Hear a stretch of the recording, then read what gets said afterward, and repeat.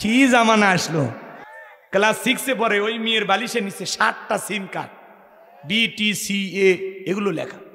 তো মানুষ জিজ্ঞাসা করছে, এই এগুলো কি? কইলে অ্যাঙ্গেলে মার। কি কয়? বিতে বাদল, টিতে টিটুল, সিতে চঞ্চল, এমতে মামুন। কি স্পেশাল নাম। এখনকার মেয়েরা কি আর অবুঝ আছে? ছোট্ট একটা ঘটনা বলে আলোচনা শেষের দিকে নিয়ে যাব। মুরব্বীরা মনে মনে ভাবতেছে, হুজুর যাক যুবকদের ওয়াজি করতেছে। কি আপনার এরকম বয়স ছিল না? যখন আপনার 22 বছর 25 বছর বয়স ছিল, ওই যে বালাসী ঘাটে সোহেলা নৌকা চড়া, ওই যে চরের ওই পাশে কাশফুলের ওই সাইডে, সেদিনের কথা মনে আছে? ওই ভিডিও ফেরেশতারা করে রাখছে। কথা কন ঠিক কিনা? এ যুবক, ওই যে আমবাগানের ওই সাইডে, ওই যে রাত 2টার দিকে ওই যে উত্তরপাড়া শেফালির দরজা, ওই যে জানালায় ওই যে সেদিন গেলে যে গল্প মনে আছে? ওই স্কুলের ছাদের ওই পাশে ওই যে ফুলবাগানের উত্তর কর্নারে, ওই যে সেদিন স্বপ্নপুরের ঘটনাটা, যে কার হাত ধরে বসেছিল, সব ভিডিও আছে। কথা কয় না? বাঁচার উপায় নাই। তুমি 14ই ফেব্রুয়ারিতে কার ওন্না ধরে টান দিছো ভিড়ের মধ্যে, মনে নাই? সেই ভিডিও আছে। কার পিছনে 500 টাকার গোলাপ ফুল, ওরে বাবা সেই দিন গোলাপ ফুলের যে দাম, ফকির ভিক্ষা চাইলে 5 টাকা দেয় না, আর 500 টাকার গোলাপ ফুল কিনে বান্ধবীকে দেওয়ার জন্য ঘরে। কথা বলেন। ফেরেশতারা এমন পিটাবে কবরে গো, লাঠিনে বসে আছে। মার হবি সাউন্ড হবি না যুবক, এখনো সময় আছে, আল্লাহর পথে ফিরে আসো। এখনো সময় আছে, গুনাহ থেকে নিজেরে বাঁচাও। এখনো সময় আছে। কোনো অবৈধ প্রেম ভালোবাসা বিয়ের আগে করা যাবে ভাই। এই মোবাইলের ওজন কম, কিন্তু মোবাইলের মাধ্যমে পাপের ওজনটা অনেক বেশি। কথা বলেন। একা একা ঘরের দরজা লাগাইয়া ল্যাপের ভিতর কম্বলের ভিতরে ঢুকে সেই ভিডিও দেখে। কথা কয় না? অবশ্য গাইবান্ধার ছেলেরা দেখে না, এরা চিনতে শাহজালাল আছে। গাইবান্ধার ছেলেরাও দেখে। মা যখন দরজা নক করে, এ রুবেলে কি করিস, তখন বলে বাংলাদেশের স্বাধীনতার যুদ্ধের জন্য বই পড়ার ভান করে। আবার চলে গেলে আবার অনলাইনে ফ্রি ফায়ার পাবজি অনলাইনে জুয়া, এগুলো খেলে যুব সমাজ শেষ। এলাকা অবশ্য জুয়া নাই, মোবাইলের যে জুয়া হয় খেলে আছে। কে কে হাত তোলো।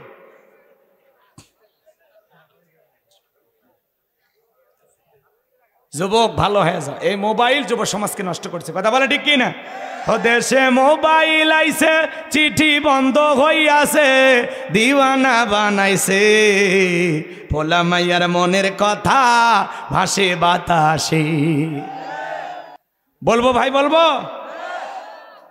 ও দেখো পোলা পানের মন বাদা ফেসবুকে এখন, মোবাইলে চ্যাটিং কইরা কাটায় সারাক্ষণ। এই মোবাইল পাইয়া দেখো মদনের মাইয়া, এই মোবাইল পাইয়া দেখো মদনের মাইয়া কি কাণ্ড ঘটাইছে, স্বামী সংসার রাইখা নাকি পালাইয়া গেছে। 2 বাচ্চার মা 4 বাচ্চার মা সংসার রেখে, স্বামী রেখে, সন্তান রেখে পালাইয়া যায়। যেই নারী 2টা 3টা বাচ্চা রেখে এইভাবে পরপুরুষের হাত ধরে পালিয়ে যায়, ওটা নারী জাতির কলঙ্ক। কেমনে পারলি? কেমনে পারলি? কথা বলে না কেন? সে যে স্বামী সংসার আইখা নাকি পালাইয়া গেছে। কথা বলে ঠিক না?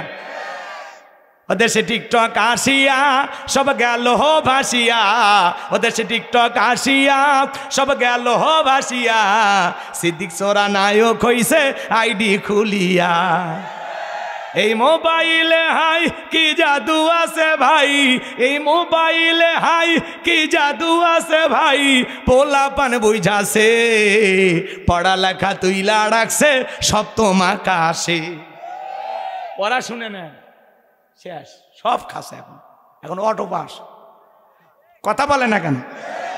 এজন্য যুবক, তোদের পা দুটো আগে দে, তোদের পা ধরে বলি, শোন ভাই, আমার গাইবান্ধার তোমরা কলিজার ভাই, তুমি আমার মায়ের পেটের ভাইয়ের মতো, তোমারই বলতেছে, শোনো, পুলিশে ধরলে বাঁচবি, র্যাবে ধরলে বাঁচবি, কিন্তু কোন নারীর ছলনার ফাঁদে, মায়ার জালে, রূপের জালে, মিষ্টি কথার মায়ায় একবার যদি পাটা আটকে যায়, ফান্দে পড়িয়া বগা কান্দে রে, সারা জীবন কেঁদেও ওই কান্নাগিনীর বিষাক্ত সবল থেকে তোরা আবার বাঁচতে পারবি না। ওরা ছেলেদের ভালোবাসে না, ওরা ছেলেদের মন নিয়ে ব্যবসা বাণিজ্য করে। যে যত দামি গিফট করে তারে তত বেশি ভালোবাসে। এখনকার মেয়েরা ছলনাময়ী, ওরা ডাইনি, ওরা পাশানি, ওরা কথা দিয়ে কথা রাখে না। খবরদার, আকাশের রং ধনু যেরকম মুহূর্তে রং পরিবর্তন করে, ওরা এরকম মুহূর্তে রং পরিবর্তন। ও যে কারে ভালোবাসে ও নিজেও জানে না। এই জন্য বিয়ের আগে কোনো নারীকে বিশ্বাস করা যাবে না, আর এই সম্পর্কে কখনো কল্যাণ আসবে না। কারণ বিয়ের আগে অবৈধ প্রেম ভালোবাসা করা জায়েজ না হারাম? জোরে বলেন। আর হারাম সম্পর্কে কোনোদিন কল্যাণ থাকতে পারে না, বরকত থাকতে পারে না, খালি ক্ষতি আর ক্ষতি, পুরো জীবন শেষ হয়ে যায়। পরে একবার সেঁকা খায়া তোর গিফট পাইয়া, তোর 3 পিস পাইয়া বড় হবে, কথা কয় না? তোর গিফট পাইয়া, তোর 3 পিস পাইয়া, তোর টাকা দিয়ে লেখাপড়া করে বড় হইয়া আর একটা ছেলের হাত ধরে চলে যাবে। তখন বলবে তুমি যে ভ্যান চালাও কেমনি? আমি যে কলেজে পড়ি, বোঝো না, তোমার সাথে আমার যায় না। এই যায় না, তাই ভ্যান চালকের টাকাগুলো খাইলি গে। হ্যাঁ, এরা খুব চালাক, খুব চালাক। এই জন্য অনেক নারী আজকে লাঞ্ছিত হচ্ছে, অনেক পুরুষও আজকে জীবনের সুন্দর সময়গুলো হারিয়ে ফেলতেছে শুধুমাত্র এই নারীর পিছনে ছুটা। যুবক, পায়ে হাত দিয়ে অনুরোধ করি, আল্লাহর রাস্তায় বিয়ের আগে কোনো অবৈধ প্রেম ভালোবাসা করা যাবে না। কিছু কিছু ছেলে পেলে 20 বছর বয়স হয়নি, বাড়িতে এসে করে আব্বা আমি বিয়ে করব। উত্তরপাড়া লাকিকে আমি কথা দিয়েছি, রাজি থাকলে 1 সাবুন, না হলে 2 সাবুন। পিতামাতা রাজি হয় না, পালিয়ে যা বিয়ে করে। 3 মাস পরে ওর ভালোবাসা জানলা ভেঙে ফেলে যায়।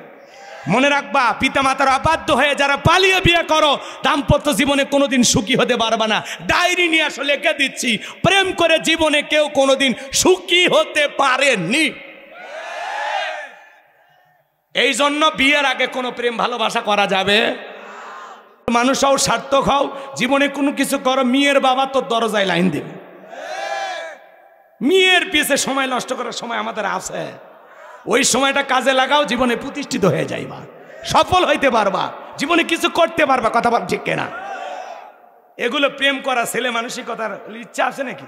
ডাইরেক্ট বিয়ে, বিয়ে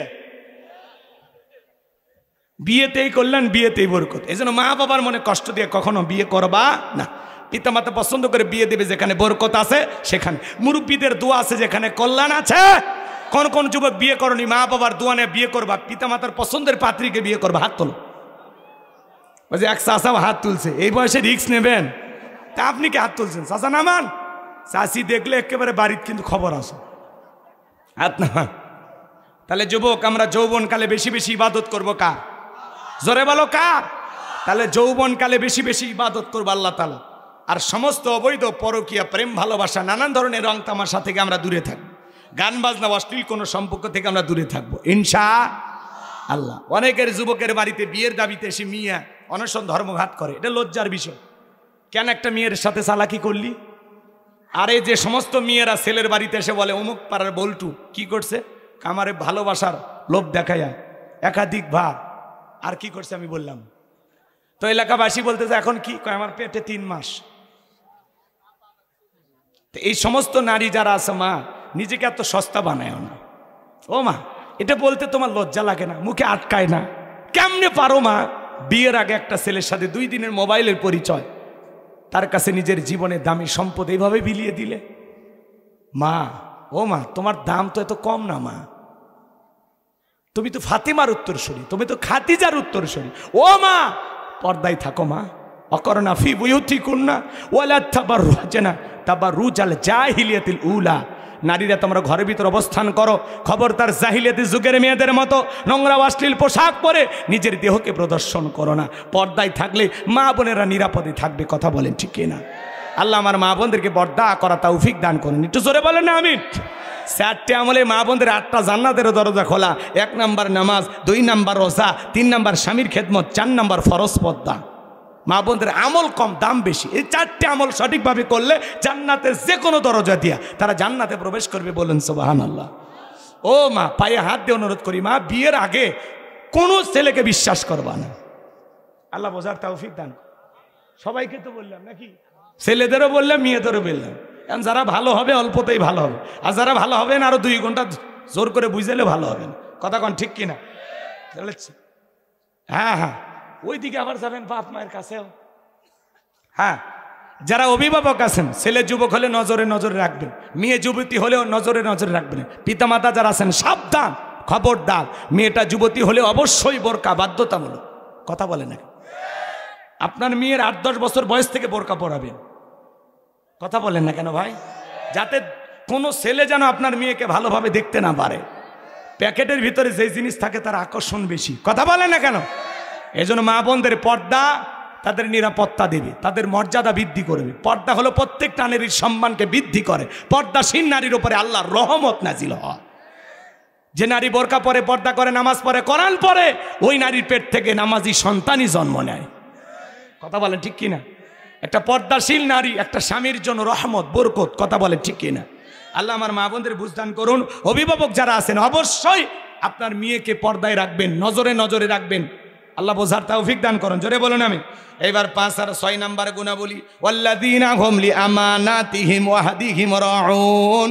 5 নাম্বার হলো আমানত রক্ষা করা। এই জীবনটা আমানত, ছেলে মেয়ে আমানত, স্ত্রী সন্তান আমানত, এই পৃথিবীতে যা দেখতেছেন সবই হলো আমানত। কথা বলেন ঠিক কিনা?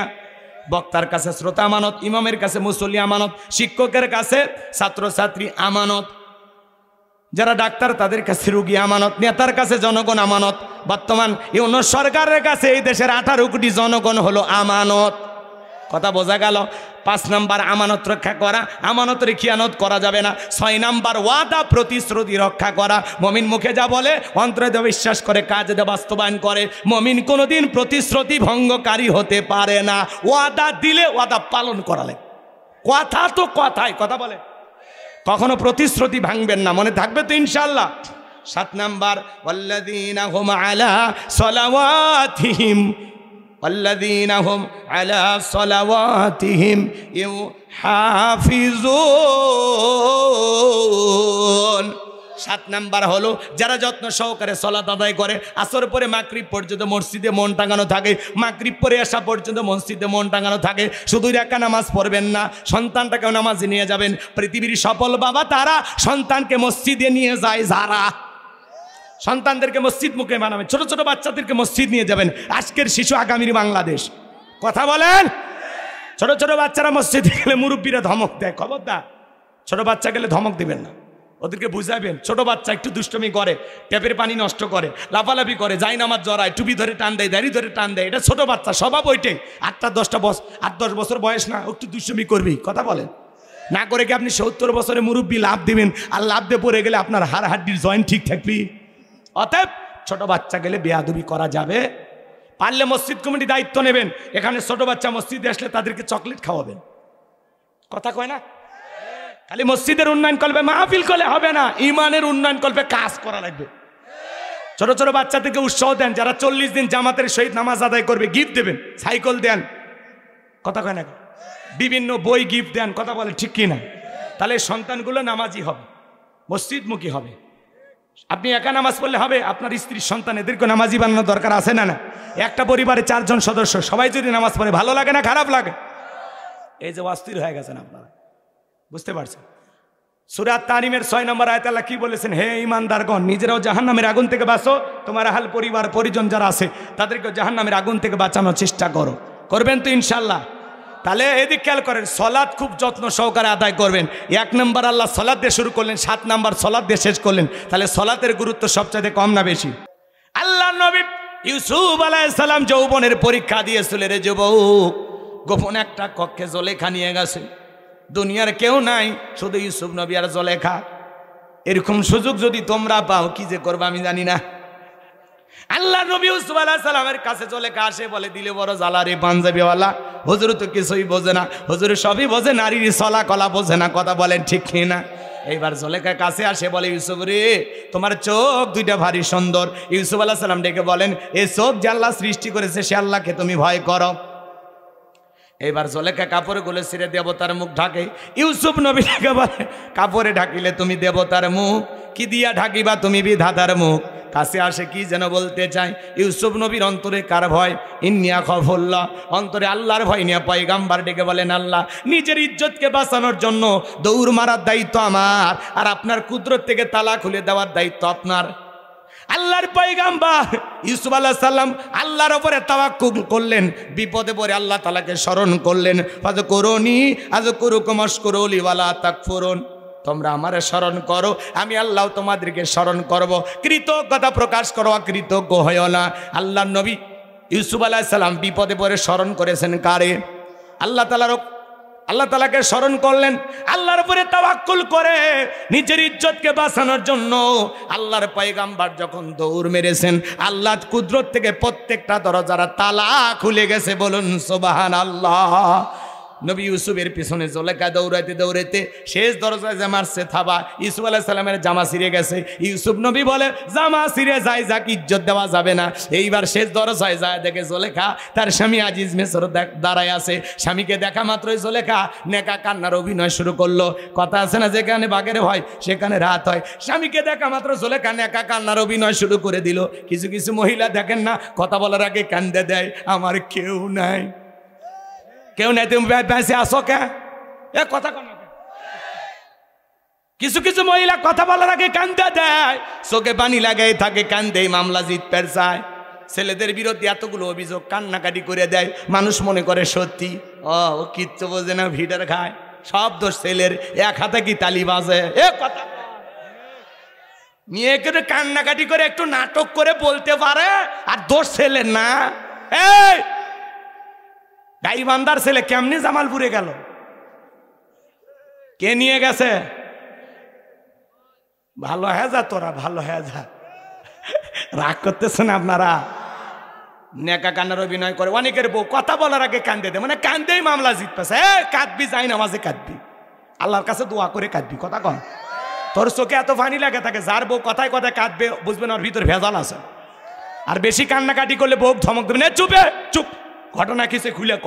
তোর কথা শুনে যদি মনে হয় কাঁদা উচিত, স্বামী স্ত্রী একসাথে জামাত করে কাঁদা হবে। হ্যাঁ, চোখত পানি লাগে থাকে, মানে মোটর বসায় রাখছে, টিপ দেওয়া হয় না। এত চোখের পানি তোদের আসে কোত্থেকে? হ্যাঁ, কথা কয় না কে?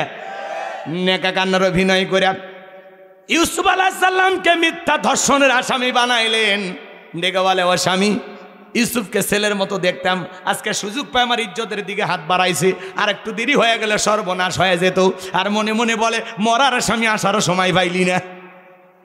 মিথ্যা দর্শনের আসামি বানাইয়া ইউসুফ নবীর চরিত্রে দাগ লাগাইয়া মিথ্যা তহমত দিয়া 9.5 বছর জেলখানায় বন্দি করেছিল জুলেখা।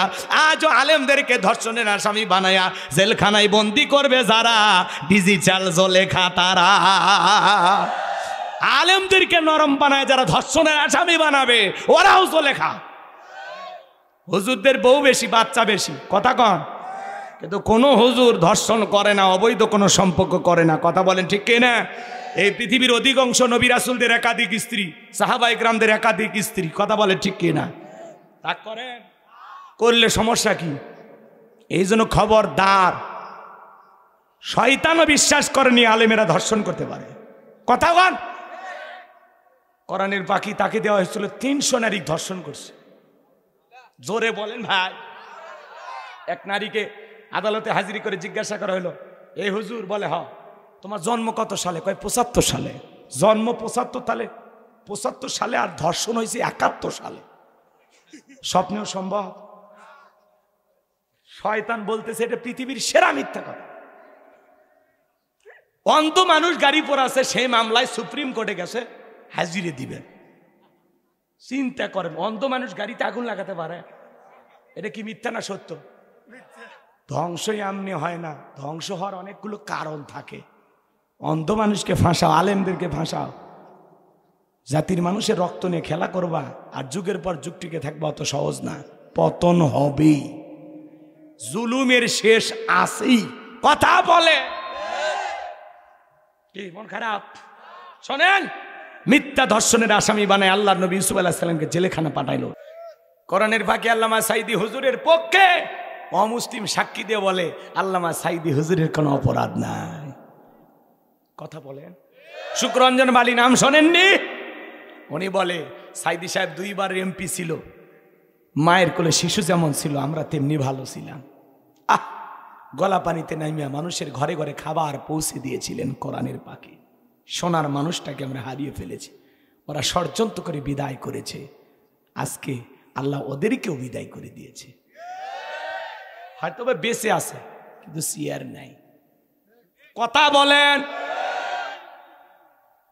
হ্যাঁ, গাইবান্ধার মানুষ যদি এলে ওয়াজ না শোনে কোন জায়গাত করবে?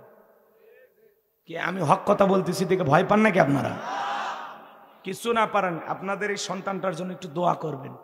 আমি আপনাদের ভাই, মারা গেলে যদি শোনেন যে গোলাম রব্বানী আর নাই, পারলে একটু যাই নামাজে বসে আমার জন্য দোয়া করবেন। আর যদি সম্ভব হয় আমার জানাজায় যায় আমার কবরে এক মুঠো মাটি দিয়ে আসবেন। এছাড়া আমার এলাকার মানুষের কাছে আমার আর কোনো চাওয়া নাই। এই যে আপনারা ভালোবেসে কথা শুনতেছেন, আলহামদুলিল্লাহ। আমার গ্রামে মাহফিল হবে, আল্লাহ যদি চাই সব কিছু ঠিক থাকে। আমার গ্রামের ছেলে পেলে বলতেছে ভাই ডেট দেওয়ালেন। আমি ভাই রাতে কোনো ডেট খালি নেই, দিনে। আমি বলতেছি দিনে, তাও আমার দূরে দূরে মাহফিল মিলেন যাচ্ছে না। আমার তোমরা কি হেলিকপ্টার দিয়ে নিয়ে যাবে গ্রামের মানুষ? তোমার দাওয়াত নিয়ে লাভ কি? পরে অন্য আর এক বছর করে দেবো। কয় না হুজুর এইবারই। সবাই ধরছে ভাই এইবার করে দেওয়াই লাগবে মাহফিল, অজুখানাটা বাকি আছে। তো ওরা আবার স্বপ্ন দেখেই ফেলে দিছে যে প্রয়োজনে আপনাকে হেলিকপ্টার দিয়ে হলেও নিয়ে আসবো। গ্রামের মানুষ 22 সালে গ্রামে ওয়াজ করছে, আর ওই 14 সালে ওয়াজ করছে। মাঝখানে বহুদিন ডেট চাইছিল, দেয়নি। 22 সালে গ্রামে ওয়াজ করছে প্রধান বক্তা, আপনাদের দোয়ায়। কথা বলে না কেন? অনেকে বলে বাড়ির গরু খুলির ঘাস খায় না, আর আমি ঘাস নিয়ে বসে আছি। কথা কন ঠিক কিনা? গ্রামের মানুষ বলতেছে ভাই যেভাবে হোক আর একটা মাহফিল। রাগ করছেন আপনারা? এটা কি ভালোবাসা? এটা কোটি টাকা দিয়ে কেনা যায় না। কথা বলেন ঠিক কিনা? আল্লাহ কবুল করুন। আগামী 25 তারিখ দিনের বেলা আমার গ্রামে মাহফিল, দিনের বেলায়, জানুয়ারির। কষ্ট হচ্ছে আপনাদের? দাওয়াত দিলাম, যদি ওই এলাকা আত্মীয় থাকে, গোবিন্দগঞ্জ থানা যাবেন ইনশাল্লাহ। ও ঠিকানা বলা লাগবে? জি জি, আমাদের ওখানে বৈরাগীর হাট বললে সবাই চিনবে যে গোবিন্দগঞ্জ থানা বৈরাগীর হাট, তার পাশেই মাহফিল। ঠিক আছে, যাবেন তো ইনশাল্লাহ? কি সাহস, যাবে। এবার শোনেন ভাইয়েরা আমার, লম্বা করার কোনো সুযোগ নাই। আমি যে কথা বলতে যাচ্ছিলাম বাজান, হৃদয়ের কান পেতে কথাগুলো শুনে যান। এইবার যখন সবটা গোপন তত্ত্ব ফাঁস করে দিল, নবী মুসা ডেকে বলে আল্লাহ, চাইতে গেছিলাম জাকাত, আর আমার বিরোধী এত বড় মিথ্যা তহমত মানা যায় না। আল্লাহ গো, এই জমিনকে আপনি অর্ডার দেন, কারণে ধন সম্পদ সহ যেন এই জমিন কারুনকে গ্রাস করে ফেলে। আল্লাহ দোয়া মঞ্জুর করলেন। এইবার কারণে ধন সম্পদ সহ যখন হাট পর্যন্ত জমিনের ভিতরে চলে গেছে, ও বলে ব্যাপার না, দেহে শক্তি আছে, লাভ দিয়ে উঠবো। মাজা পর্যন্ত চলে গেছে, কোমর পর্যন্ত চলে গেছে, বলে ব্যাপার না, উঠতে পারবো। গলা পর্যন্ত যখন চলে গেছে, বুঝতে পারছে জীবন আর বাঁচবে না। ওই সময় ডেকে বলে নবী মুসা, ধন সম্পদ যা আছে সব তোমার, আর তোমার আল্লাহ তুমি নিয়ে যাও, জানটা একটু ভিক্ষা দাও। নবী মুসা আলাইহিস সালাম ডেকে বলেন আল্লাহুস সামাদ, আমার আল্লাহ অমুখাপেক্ষী, আমার আল্লাহ কারো কাছ থেকে কিছু নেয় না, আমার আল্লাহ শুধু দিয়ে যায়। কারণ রে, তোর ধন সম্পদ সহ জমিনের ভিতরে চলে যা, আর পৃথিবীর ইতিহাসে সাক্ষী থাক, তোর মতো যারা সম্পদ জমা রাখবে আল্লাহ রাস্তায় খরচ করবে না, কঠিন কিয়ামতের ময়দানে তুই কারুনের কাতারে আল্লাহ তাদেরও বিচার করবে। সূরা তাওবার ভিতরে আল্লাহ বলেছেন, যারা স্বর্ণ রূপা টাকা পয়সা জমা রাখে, আল্লাহ রাস্তায় খরচ করতে চায় না, আমার আল্লাহ বলেন তাদের জন্য রয়েছে আযাবের সুসংবাদ। আযাবের সুসংবাদ হয়, তাহলে আযাবের শাস্তিটা কম না বেশি? কথা বলেন না কেন আপনারা? এজন্য বাজান, যারা স্বর্ণ রূপা টাকা পয়সা জমা রাখে, আল্লাহ রাস্তায় যাকাত দিতে চায় না, এই সম্পদ বিষাক্ত সাপ হয়ে সবল মারবে। কথা বলেন ঠিক কি না? এজন্য ধনী যারা আছেন বাজান, ধনী যদি হিসাব করে যাকাত দেয়, ধনীর ধন কমবে না বাড়বে? যাকাত দিলে সম্পদ কমে না বাড়ে? আল্লাহ বৃদ্ধি করে দেবে, আল্লাহ বৃদ্ধি করে দিবে। যাকাত একটা আর্থিক ইবাদত, যাকাত দাতা হিসাবে আল্লাহ যে কবুল করছে, আলহামদুলিল্লাহ। আমার হাতটা যে আল্লাহ এই জায়গায় রাখছে, আলহামদুলিল্লাহ। আল্লাহ চাইলে এই জায়গায় রাখতে পারতো না? ধনীর জাকাত দেওয়া ফরজ, গরিবের জাকাত খাওয়া ফরজ নয়। গরিব আপনার জাকাতের টাকা গ্রহণ করে আপনাকে ফরজ ইবাদত পালনের সুযোগ তৈরি করে দিয়ে গরিব বড়লোকক দয়া করছে। আপনি ধনী, এটা দয়া বা করুণা করেন না, আপনি দিতে বাধ্য। এটা রবের ওয়ার্ডার। কথা বলেন। আর আপনি এমন ভাব নিয়ে 9টায় ব্রাশ নিয়ে গেটে কে এগুলো ফকির মিসকিনকে দূর করে দাও। স্যার একটু জাকাতের জন্য আসছিলাম। গেট থেকে ধাক্কা দিয়ে ফেলে দেয়। শাড়ি লুঙ্গি বিতরণ করবে, মানুষ গেছে কয়েক হাজার, পায়ের তলে পড়ে কয়জন মরে গেছে। কথা কন। হ্যাঁ, জাকাত দিবের যায় পায়ের তলে ফেলে মানুষ মারছো, তুমি জান্নাতে যাবে কোন দরজা দিয়ে? ওই দিকে আর যাবো না। কষ্ট হয় নাকি? তাহলে আল্লাহ যেন আমাদের সবাইকে প্রত্যেক বছর হিসাব করে বছরে একদিন জাকাত দেওয়ার তৌফিক দান করেন। জোরে বলুন আমিন। জাকাতের 1-1.5 লাখ টাকা একজনক দিয়ে দেন। কিসের 500 টাকা দিয়ে পুরো গ্রাম পৌঁছে দেন? আপনি 500 টাকা দিয়ে লাভ আছে? 1-1.5 লাখ টাকা একজনক দেন, যে ভাই এটা দিলাম, তুমি আর কারো কাছে হাত পাতবা না। আল্লাহ বোঝার তৌফিক দান করুক। জোরে বলুন আমিন। আর এ দেশের অধিকাংশ ধনীরাও যদি হিসাব করে জাকাত দিত, অনেক আগে বাংলাদেশ দারিদ্র মুক্ত হয়ে যেত। আল্লাহু আকবার বলেন। আল্লাহ এই দেশের প্রত্যেকটা ধনীকে হিসাব করে জাকাত দেওয়ার তৌফিক দান করুন। একটু জোরে বলুন আমি। এইবার মুমিন বান্দার 4 নাম্বার গুণাবলী, ওয়াল্লাযীনা হুম লিফুরুজিহিম হাফিজুন। মুমিন বান্দার 4 নাম্বার গুণাবলী, নিজের যৌবনটাকে হেফাজত করা, নিজের যৌবনটাকে কন্ট্রোল করা। মুমিনের যৌবন হোটেলে বিক্রি হবে না, পার্কে বিক্রি হবে না। মুমিন কোনোদিন বিবাহ বহির্ভূত অবৈধ কোনো সম্পর্কে জড়াবে না। মুমিন বান্দার এই দিক খেয়াল করেন, আপনার আমার এই যৌবনকালের হিসাব দেওয়া লাগবে কার কাছে? আল্লাহ শিশুকালের হিসাব নেবেন না, হিসাব নেবেন যৌবনকালের। এই জন্য আল্লাহ তাআলা বলেন, ওয়াল্লাযীনা হুম লিফুরুজিহিম হাফিজুন। নিজের যৌবনটাকে কন্ট্রোল করো, নিজের যৌবনটাকে হেফাজত করা লাগবে। মুমিন বান্দার 4র্থ গুণাবলী, নিজের যৌবনটাকে কন্ট্রোল করা, নিজের যৌবনকালের সময়গুলোকে হেফাজত করা। শয়তানের ওয়াসওয়াসায় পড়ে মন চায় যৌবনকালে গুনাহ করতে। আমরা এই শয়তানের ওয়াসওয়াসায় পড়ে গুনাহ করতে ভালোবাসি, আর যৌবনকালের ইবাদত আল্লাহ পছন্দ করে। আল্লাহু আকবার। যৌবনকালে লম্বা সময় রুকু করা যায়, লম্বা সময় সিজদায় থাকা যায়, লম্বা সময় নামাজে দাঁড়িয়ে থাকা যায়, যেটা বৃদ্ধ বয়সে সম্ভব হয় না। বৃদ্ধ বয়সে লম্বা সময় রুকু থাকলে মানে পড়ে যাব, বেশি সময় সিজদা থাকলে মানে দম আটকে আসবে। এই যে প্রচন্ড ঠান্ডা, মুরব্বী চাচা 70 বছর বয়স, 60 বছর বয়স, যদি চাচাকে বলেন চাচা 2000 টাকা, রাত 2টা বাজে পুকুর থেকে একটু গোসল করে আসেন, চাচা বলবে ভাতিজা হ্যাঁ ওই 2000 টাকা নেওয়ার জন্য পুকুর থেকে উঠতে পারবো তো? কিন্তু একটা যুবককে যদি বলে যুবক 2000 টাকা, পুকুর থেকে একটু গোসল, কয় হুজুর কাপড় খুলছি টাকা বাই করেন। কারণ আর কি আছে? পাওয়ার আছে, স্পিরিট আছে। কথা বলে ঠিক কি না? দেহের শক্তি আছে। রাগ করে। এই জন্য যৌবন বয়সে ঠান্ডা পানিতে উজু করে মসজিদে যাওয়ার ক্ষমতা যুবকের আছে। ঠান্ডা পানিতে উজু বানায়া তাহাজ্জুদের জায়নামাজে দাঁড়ানোর সাহস যুবকের আছে। আর মুরব্বী চাচা চাচিমা যদি ঠান্ডার মধ্যে গরম পানি করে দেয়, চাচার ভাগ্যে উজু জোটে। গরম পানিও নেই, চাচার উজু নাই, নামাজও নাই। পরের দিন ওটা কয় বুড়ি তুই নামাজ পড়বে দিলু না। কথা কয় না গো? রাগ করে? বিরক্ত হয়েছেন? তাহলে যৌবনকালে বেশি বেশি ইবাদত করব কার? আমরা যৌবনকাল পুরোটাই কার পথে কুরবানি করব? আল্লাহর ইবাদতে কুরবানি করব। করব তো ইনশাআল্লাহ। হযরত আলী রাদিয়াল্লাহু তাআলা বলেন, তোমরা যৌবনের তাড়নায় গুনাহ করো, একদিন তোমাদের যৌবন থাকবে না, আমল নামায় গুনাহ ঠিকই লেখা থাকবে। কথা বলে ঠিক কি না? এই 7টা গুনাহ বলি, কারা কারা আমল করবেন হাত তুলে দেখেন। আল্লাহ আমাদের কবুল করুন। জোরে বলুন আমিন। আর একটু জোরে বলুন আমিন। হাত নামান যদি 7টা গুণে বলে আমল করতে পারেন। উলাইকা হুমুল ওয়ারিসুন আল্লাযীনা ইয়ারিসুনাল ফিরদাউস হুম ফিহা খালিদুন। আল্লাহ বলেন তারা উত্তরাধিকারী হবেন জান্নাতুল ফিরদাউসের, সেখানে তারা চিরকাল বসবাস করবেন। আল্লাহ কোনোদিন জান্নাত থেকে বের করে দেবেন না। চিৎকার মেরে বলুন সুবহানাল্লাহ। আল্লাহ বক্তা শ্রোতা সবাইকে সূরা আল মুমিনুনের এই কথাগুলো আমল করার তৌফিক দান করুন। জোরে বলুন আমিন। আখিরি দাওয়ানা আনিল হামদুলিল্লাহি রাব্বিল আলামিন। 12:30টার কথা বলে 1টা পার হয়ে গেছে, আমি খেয়ালই করিনি। তো যাই হোক, যারা বই নেবেন গাড়িতে গেলে পাবেন 50 টাকা হাত দিয়ে দিয়া স্মৃতি হিসেবে বইটা নিতে পারেন, মা বোনেরা সংগ্রহ করতে পারেন। ভাই দোয়া আল্লাহুম্মা আমিন। রব্বানা যালামনা আনফুসানা ওয়া ইল্লাম তাগফির লানা ওয়া তারহামনা লানাকুনান্না মিনাল খাসিরিন। হে রব্বুল আলামিন, দক্ষিণ গেদারি যুব সমাজের উদ্যোগে ঈদগাহ মাঠের উন্নয়ন কল্পে আজকের এই তাফসীরুল কোরআন মাহফিল ওয়াজ মাহফিলের শ্রদ্ধাভাজন সভাপতি জনাব আলহাজ মোহাম্মদ নুরুন নবী সরকারকে কবুল করো। প্রধান অতিথি জনাব সাদিকুর রহমান সাহেবকে কবুল করো। বিশেষ অতিথি প্রকৌশলী মোহাম্মদ আশরাফুল ইসলাম সুমনকে কবুল করো, ইঞ্জিনিয়ার সাইদুর রহমানকে কবুল করো, অন্যান্য অতিথিবৃন্দ যাদের কবুল করে নেন, হাফেজ মোহাম্মদ শামীম হোসেনকে কবুল করেন, আমার প্রিয় ভাই হজরত মাওলানা ইমদাদুল হক, আল্লাহ তোমার গোলামের কণ্ঠ তুমি দিনের জন্য কবুল করে নাও।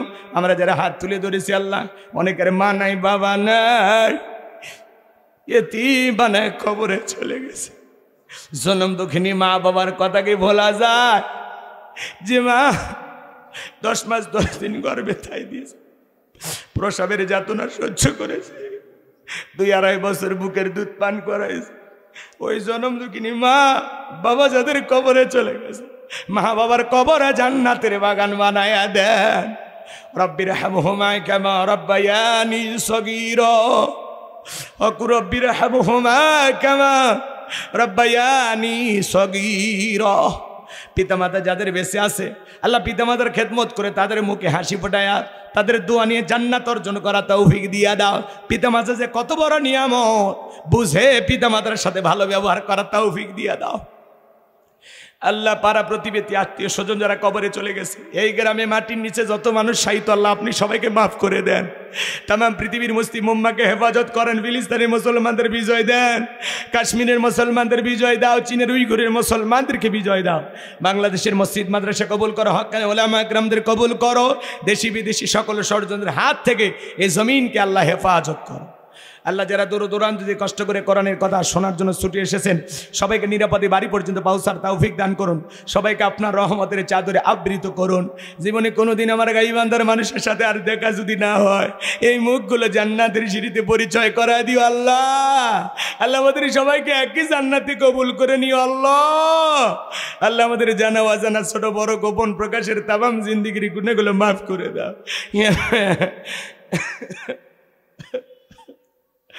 এমন জায়গায় বসে গুনাহ করেছি দুনিয়ার কেউ জানে না, তুমি জানো। তোমার চোখকে ফাঁকি দেওয়ার সাহস তো আমাদের নাই। আল্লাহ আমাদের সকলের তামাম জিন্দিগির গুনাহগুলো মাফ করে দাও, ফিরাইয়া দিও না মালিক, ফিরাইয়া দিও না। তুমি যদি ফেরাত আমাদের যাওয়ার আর কোনো জায়গা নেই, ফকির একটা দরজায় ভিক্ষা না পাইলে আর একটা দরজায় যায়, তুমি যদি ফেরায় দাও যাওয়ার কোনো জায়গা নেই। আমাদের সকলের তামাম জিন্দিগির গুনাহগুলো মাফ করে দাও আল্লাহ। কঠিন ভয়ঙ্কর জাহান্নামের আগুন থেকে আমাদের মুক্তি দাও। রব্বানা আতিনা ফিদ দুনিয়া হাসানাতাও ওয়া ফিল আখিরাতি হাসানাতাও ওয়া কিনা আযাবান নার। আল্লাহ আমাদের সবাইকে তুমি মাফ করে দাও। আল্লাহ আজকের মাহফিলে নগদে বাকি দিয়ে যত মানুষ টাকা পয়সা দিয়েছে আল্লাহ কবুল করো। আল্লাহ ঈদগাহ মাঠকে কবুল করো। আল্লাহ মাহফিল কমিটির ভাইদের কবুল করো, যারা বগুড়ায় গিয়ে কষ্ট করে আমাকে দাওয়াত দিয়েছেন আল্লাহ তাদের হায়াত আপনি বাড়ায় দেন, তাদের জিন্দিগির গুনাহগুলো মাফ করে দেন। মাহফিল পরিচালনায় জনাব মোহাম্মদ আবু বকর সিদ্দিক সুজা সাহেবকে কবুল করেন। সার্বিক সহযোগিতায় শহীদুল ইসলাম, মঈনুল ইসলাম, সর্দার রফিকুল ইসলাম সহ আল্লাহ যারা অক্লান্ত পরিশ্রম করেছেন, লাইটিং মাইটিং পোস্টার ব্যানার ডেকোরেটর ভাইরা সহ স্বেচ্ছাসেবকের দায়িত্ব পালন করেছেন। আল্লাহ যুবকেরা অনেক কষ্ট করে এই মাহফিলটা সাজিয়েছেন, সবাইকে দুনিয়া আখিরাতের উত্তম জাযা দান করো। আগামী বছর আরও বড় পরিসরে মাহফিলকে তুমি কবুল করে নাও। আল্লাহ দূর দূরান্ত থেকে যারা ছুটে এসেছে সবাইকে নিরাপদে বাড়ি পর্যন্ত পৌঁছার তৌফিক দান করুন, সবাইকে আপনার রহমতের চাদরে আবৃত করুন। আল্লাহ আমাদের সবাইকে জীবনে একটাবার সোনার মক্কা মদিনায় কবুল করে নিও। আল্লাহ যে মাসে মরণ দিবা মাসটা যেন রমজান মাস হয়, যেই দিনে মরণ দিবা দিনটা যেন জুমার দিন হয়, নামাজের সিজদারত অবস্থায় মৃত্যু দিও, কোরআন পড়তে পড়তে মৃত্যু দিও, ইসলামকে প্রতিষ্ঠিত করার জন্য রাজপথে জীবনটা বিলানো তৌফিক দিও। আল্লাহ এই জমিনে কোরআনের শাসন ব্যবস্থা কায়েম হয়েছে, চর্মচোখে একবার দেখতে চাই কোরআন দিয়ে দেশটা চললে কেমন দেখা যায়। আল্লাহ এই জমিনকে কোরআন আর ইসলামের জন্য কবুল করো। আল্লাহ যারা দূর দূরান্ত থেকে ছুটিয়েছে সবাইকে, মা বোনেরা যারা কষ্ট করে আলোচনা শুনেছে পর্দা করা তৌফিক দেন, নামাজি বানায় দেন, তাদের দাম্পত্য জীবনকে হযরত আলী আর ফাতেমার মতো ভালোবাসা দিয়ে ভরপুর করে দেন। আল্লাহ সূরা আল মুমিনুন যে আলোচনা হয়েছে বক্তা শ্রোতা সবাইকে আমল করা তৌফিক দাও। আজ থেকে সবাইকে 5 ওয়াক্ত নামাজি বানায় দাও।